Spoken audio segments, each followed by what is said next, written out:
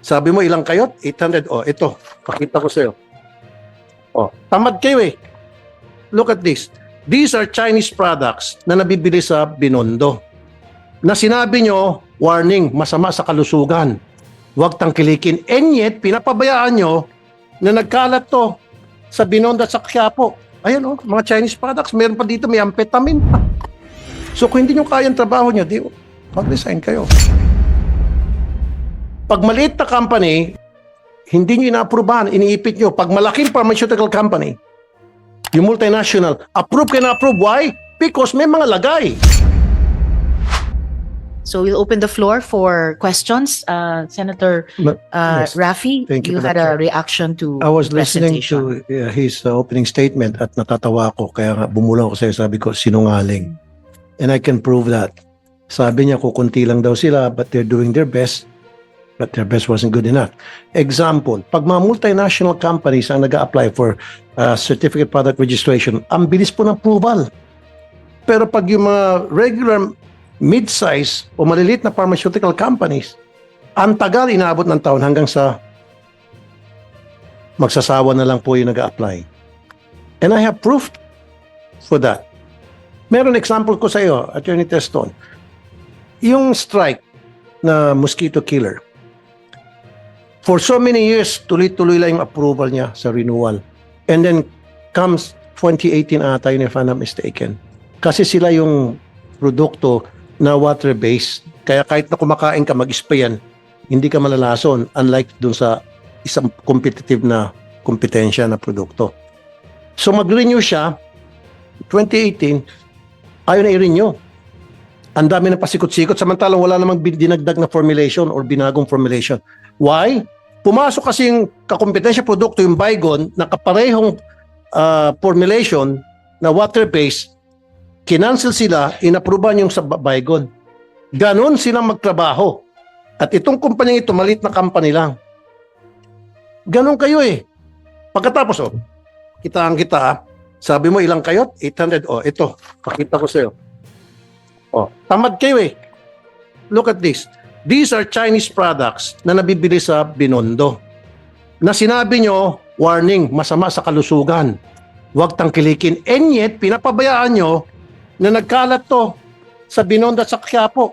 Ayan oh, mga Chinese products. Meron pa dito, may amphetamine pa. Oh, sabi nyo masama sa kalusugan. Bakit yung pinapayagan? Ba't di kayo nag-reg? Di ba meron kayong enforcement group na armed kung kailangan? Di ba? Tapos meron pang biogesic dito na fake. Oh, nasa yung biogesic na fake? Meron din kami nabili fake na biogesic, fake na Neozep, and fake na Decolgen. Ayan. Alam nyo, Director General, itong mga fake na medicines, hindi natin alam kung anong formulation ito. Maring masama sa kalusugan to. Kung hindi man siguro effective, okay lang sana. Hindi tumatalab. Pero paano kung may side effect? Bakit hindi nyo po nahuhuli ito? Ba't kami? 800 ang tao nyo, kami ang tao ko, 2 lang ang tumutok dito, ang dami namin nagawa. Yung sinasabi nyong 1,000, 50,000 mga nakumpiska nyo, kung kami nga, milyonis na agad. 2 tao lang. Ano pa, napa-down namin, na-flag down. Don't use that word na kulang kayo sa tao. O katulad yung sinabi ni Senator Erwin sa Palawan, since 2018, importante yun para sa libre dialysis sa probinsya.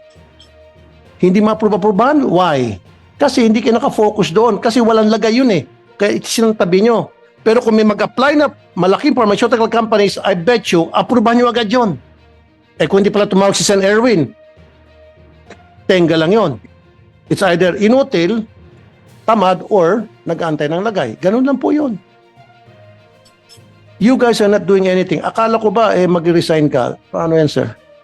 Yung hinamo kita dito noon na kapag naipa-down ko yung mga hindi nyo mapa-down for so many months and years, mag-resign ka. Sabi mo, we will comply.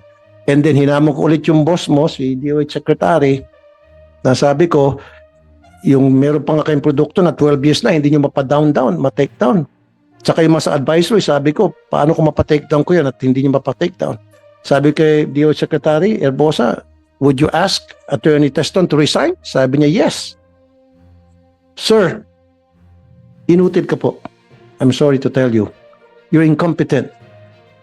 At yan mismo, sinabi ng ARTA, kayo ang one of the most complaint agency.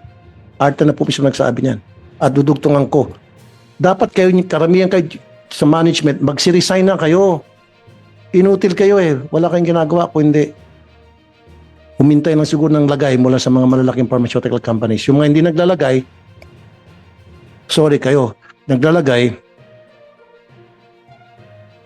tuloy-tuloy lang, hindi kaya. Na, mabilis lang. Bakit nakalusot ito mga fake na mga Decolgen, fake na Newsep? Alam niyo po ito? Ang dami ito sa mga sari-sari store, nagkalat. Halos lahat ng sari-sari store pinupuntahan namin. So kawawa pala itong mga pobre kasi yung mga iba, Madam Chair, hindi naman sila pupunta sa mga Mercury. Kung ano yung pinakamalapit, tindahan, sari-sari store, bili sila dyan. Tapos mas mura. Oh, yung pala fake. Oh, hindi pa delikado ito. Tapos meron pa yung injection na supposed to be para sa diabetes, Ozempic. And then, ginagamit ngayon para pampapayat. Pero dapat yan with prescription kasi injection yun, Madam Chair eh. At binibenta sa Shopee. Hindi niyo po nahuli yun. Binibenta sa Lazada. Marami pong mga produkto na they're not supposed to be in the market. Kayo na po mismo nagsabi. And yet, pinapayagan nyo. O meron ko isang sample. Ito naman, on the other hand, ito po isang kilalang produkto. In fact, umiinom ako nito eh. Sa US, no problem. Kalat to, approved to. Pero sa atin, hindi approved. Kasi hindi registered daw. Now, ang tanong, is it because hindi ni-register ng supplier dito?